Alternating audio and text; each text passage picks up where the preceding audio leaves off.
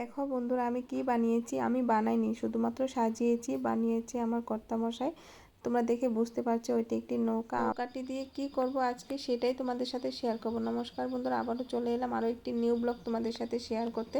ওই দিন ছিল দীপাবলি। দীপাবলিতে কিন্তু আমাদের এরকম নৌকা বানিয়ে 14 পুরুষদের বাতি দিতে হয়। অনেকেই দেখলাম যে ভূত চতুর্দশী মানে দীপাবলির আগের দিন চতুর্দশীতে অনেকেই 14 পুরুষদের বাতি দিয়েছে, কিন্তু আমাদের আজকেই দিতে হয়। তার জন্য কিন্তু আমার কর্তামশাই বাড়ি থেকে কলা গাছ কেটে নিয়েছে, এবার নৌকা বানিয়েছে। সে কিভাবে বানালো সবটা ভিডিও করতে পারিনি।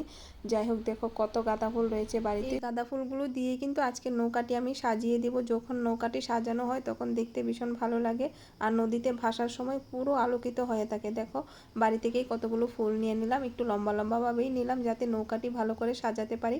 অনেকগুলো ফুল ছিল, তোমরা দেখতে পাচ্ছ এখানে দু রকমের ফুল আমার হাতে। দেখো দু রকমের ফুল রয়েছে, ইয়েলো আর অরেঞ্জ, দু কালারের ফুল কিন্তু খুব ভালো লাগছে দেখতে। আমার জন্য সুবিধা হয়েছে, দু রকমের ডিজাইন হবে। তো এখানে দেখো আরও কী কী নিলাম, মোমবাতি নিলাম, সলতি নিলাম, পাতাবাহারের কিছু ঢাল ভেঙে নিয়ে নিলাম, আরও কতগুলো ফুল দেখতেই পাচ্ছ তোমরা। তো নৌকাটি এবার আমি সাজাই, ভালো করে সাজিয়ে তোমাদেরকে দেখে মনে হলো অনেকটা কম হয়েছে, আরও কিছু ফুল লাগবে, তাই চলে গেলাম আবারও অনেকগুলো ফুল নিয়ে এলাম। দেখো বলে কতগুলো রয়েছে, আর রাতে তো প্রদীপ জ্বালাবো সেই জন্য কিছু লাগবে থালায়। তো দেখো এখানে আমি সবগুলো এক জায়গাতে রেখে দিলাম, আরও কিছু আনবো পরে, যেগুলো প্রয়োজন আপাতত নিয়ে নিলাম। আর এই যে ফুলগুলো দেখতে পাচ্ছ এগুলো প্রদীপ জ্বালানোর জন্য, সেগুলো রেখে দিব রাতের জন্য, প্রয়োজন হবে তখন। তো এবারে চলো নৌকাটাও সাজানো হোক। দেখো এখানে তৈরি নৌকা, তাহলে চলো এবারে শুরু করে দিই সাজানো। কিভাবে সাজাই তোমরা দেখো, তেমনটা পারি না, যতটুকু পারি সেটুকুই চেষ্টা করছি। পাতাবাহারের যে ঢালগুলো নিয়েছিলাম সেগুলো কিন্তু এইভাবে বসিয়ে দিলাম, 4টে ঢাল নিয়েছিলাম তো তো সেগুলো বসিয়ে দিলাম। আর এই যে গাঁদা ফুল লম্বা লম্বা স্টিক রেখেছি আমি, সেগুলোকে বসানোর জন্যই রেখেছি। এবারে দেখো দু রকমের ফুল, খুব সুন্দর কিন্তু এই ফুলগুলো আমার এতটা ভালো লাগে যখন ফোটে গাছে, দেখতেও কত ভালো লাগে। কিছু ফুল কিন্তু রাতের জন্য রেখে দেবো, যেগুলো স্টিক ছাড়া নিয়েছিলাম, আর যেগুলোতে স্টিক আছে সেগুলো কিন্তু আমি এভাবে বসিয়ে দিলাম। অনেকগুলো ফুল বসিয়েছি, কিভাবে সাজালাম অল্প সাজিয়ে তারপর তোমাদের দেখাচ্ছি। এই যে দেখো এভাবে কিন্তু আমি ফুলগুলো কিছু দিয়ে দিলাম, মনে হচ্ছে একটা ফুল গাছ। পাতাবাহারের ঢালগুলো দেওয়ার উদ্দেশ্য হলো একটা ফুল গাছের মতো লাগবে।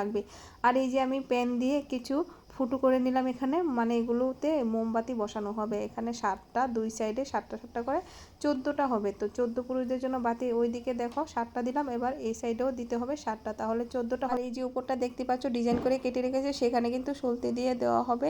মোমবাতি দিয়েও দেবো 14টা, আর এখানে সলতে দিয়েও কিন্তু 14টাই দেবো। আসল কথা হলো মোমবাতিগুলো সুন্দরের জন্য দেবো, কারণ যখন নদীতে ভাসবে পুরো যেন আলোকিত হয়ে থাকে সেই জন্যই, কিন্তু সলতেটাই কিন্তু আসল। তো দেখো আমি নৌকো প্রায় সাজিয়ে নিয়েছি, আর মাত্র কিছু ফুল বাকি। দুপুরবেলা স্নানের পর থেকেই কিন্তু নৌকা সাজানোর কাজে লেগে আছি, এখনো পর্যন্ত শেষ করতে পারিনি। প্রায় সন্ধ্যা হয়ে আসছে, অনেকটা সময়ের ব্যাপার ছিল। আর আমার ছেলে কিন্তু আমার পাশেই বসেছিল, সে দেখছিল।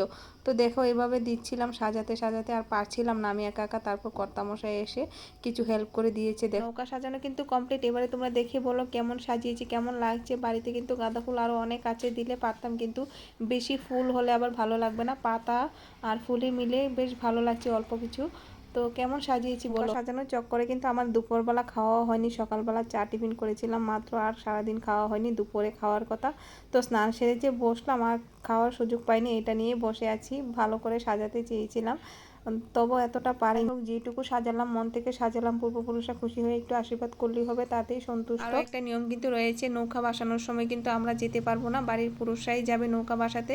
তাহলে কি করে দেখবো? আমি কিন্তু আমার ছেলের কাছে ফোনটা দিয়েছি, প্রত্যেক বছরই করি, আমি যেতে পারি না, কিন্তু নৌকাটি সুন্দরভাবে ভেসেছে কিনা সেটা দেখার জন্য আমার ফোনটা দিয়ে দিই আমার ছেলের কাছে। দেখতে চাও নৌকাটি কেমনভাবে ভেসেছে সেটা দেখার জন্য অবশ্যই পুরো ভিডিওটা কিন্তু ওয়াচ করতে হবে, তাহলে সবাই একটু সাথে থেকো। এভাবে ফটো ভিডিও বানাতে বানাতে কিন্তু সন্ধ্যা হয়ে গিয়েছিল। তারপর আমার কর্তামশাই এসেছিল, দেখো গাড়ি করে নিয়ে যাচ্ছে ওরা। বাড়ি থেকে কিছুটা দূর যেতে হবে নদীর সামনে। আমার ছেলে দেখো কাসর নিয়েছে, নৌকা ভাসানোর সময় কিন্তু অনেকেই কাসর বাজাবে, উলুধ্বনি দেবে। তো আমার কর্তামশাই কিন্তু পৌঁছে গেল। আর এদিকে আমি বাড়িতে এই যে খোল দিয়ে বানানো প্রদীপ কিছু জ্বালিয়ে দিলাম। 5টা নিয়েছি মাত্র, সবাই 5টা নিয়েছি। ফুল কিন্তু অনেকগুলোই ছিল, কিন্তু আমি 5টা মাত্র নিয়েছি, কারণ সলতে ছিল না ঘরে, তাই এইটুকুই নিলাম। তো চলো এবারে দেখাই নৌকাটি কিভাবে ভেসে চলেছে। তোমরা দেখতে পেলে বাড়ি থেকে কিন্তু সলতেগুলো জ্বালানো হয়নি, সেখানে গিয়ে জ্বালানো হয়েছে। প্রদীপগুলো জ্বালানোর পর দেখো তো নৌকাটি কত উজ্জ্বল দেখাচ্ছে। এখানে অনেকজনই আছে যাদের এই নিয়মটা রয়েছে, তোমরা দেখতে পাচ্ছ এখানে অনেকগুলো নৌকা নিয়ে এসেছে, সবাই বাসাচ্ছে।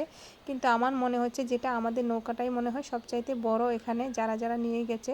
তো এখানে দেখো সবাই নৌকা ভাসাবে, আমার কর্তামশাই নিচের দিকে নামছে। এটা কিন্তু আগরতলা হাওড়া নদী। এবারে দেখো তোমরা নৌকাটি কিভাবে ভেসে যাবে। আমার কর্তামশাই প্রতি বছরই নিজের হাতে নৌকাটি বানাতে পছন্দ করে, বাজারেও কিনতে পাওয়া যায়, কিন্তু সে নিজে থেকে বানাতে পছন্দ করে। এই যে দেখো কত সুন্দর ভেসে চলছে, খুব সুন্দর লাগছে তাই না, কত সুন্দরভাবে ভেসে চলে। এটা কিন্তু শুধু এবছর নয়, প্রতি বছরে এইভাবে আলোকিত হয়ে যায় আমাদের বাড়ির নৌকাটি।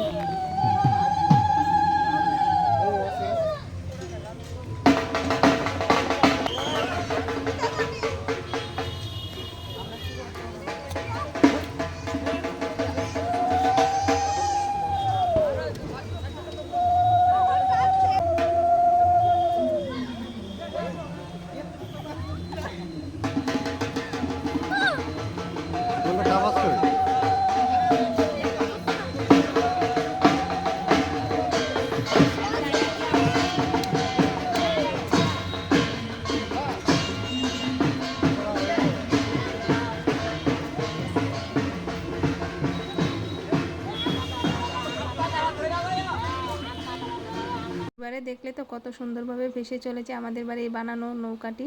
আমার কর্তামশাই খুব যত্ন করে বানায় নৌকাটি। তো দেখো এবারে কিন্তু আমার ভিডিওটি এখানেই শেষ করছি। যদি ভালো লাগে লাইক কমেন্ট করে পাশে থেকো। দীপাবলির আরও ভিডিও কিন্তু বাকি আছে, সেগুলো নেক্সট পার্টে শেয়ার করব। তো আজকে এইটুকুই। সবাই ভালো থেকো, সুস্থ থেকো, দেখা হবে পরে কোনো ব্লগে। টাটা।